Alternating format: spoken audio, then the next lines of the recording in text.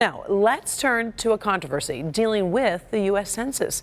Americans of Middle Eastern descent have long felt left out because of the way the forms are written.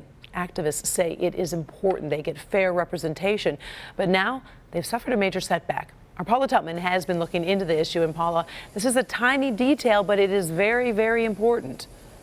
You know what? You're absolutely right. And there have been many, many years of very intensive study, including a lot of that study being done right here in the Metro Detroit area. All parties thought it was all systems go.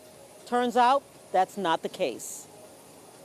The list of Dr. Ruba Ali Femi's vital statistics is long. The highest level of medical education. She's a pathologist, a teacher, the president of the National Arab American Medical Association. Her husband is also of Middle Eastern descent. He's also a physician. Together, their household income is over and above the national average. Yet, she is uncounted and constitutionally invisible in her own country. When she gets her census forms, the only box she can check is white or other. It's so disappointing because honestly, I don't feel I'm white. And at the same time, I cannot put any others. And it hit me more when my kids start asking me, well, are we African American? Are we Asian?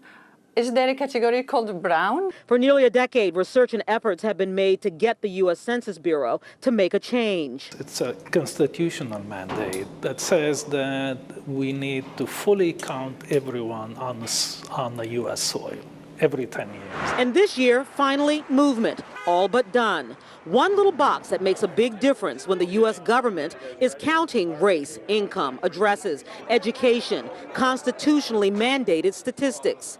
One little box labeled MENA, Middle Eastern or North African.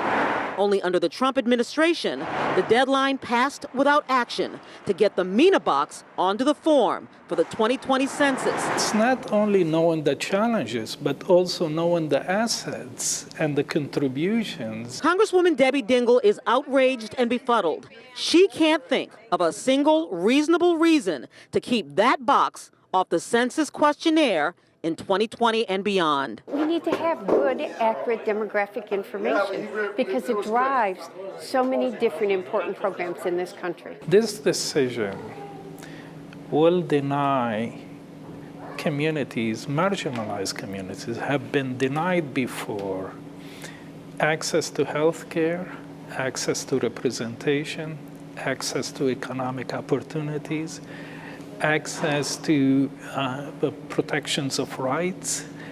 These are critical for us to be a fair society. So I had a lot of back and forth with the U.S. Census Bureau today. They finally pointed me to a video resource, Karen, where basically the question was answered. They said they need more testing and more research despite all of the research that's been done. There's a tight deadline. Congress gets the language March 31st. If you have an opinion about this, the time to reach your lawmaker is right now, Karen.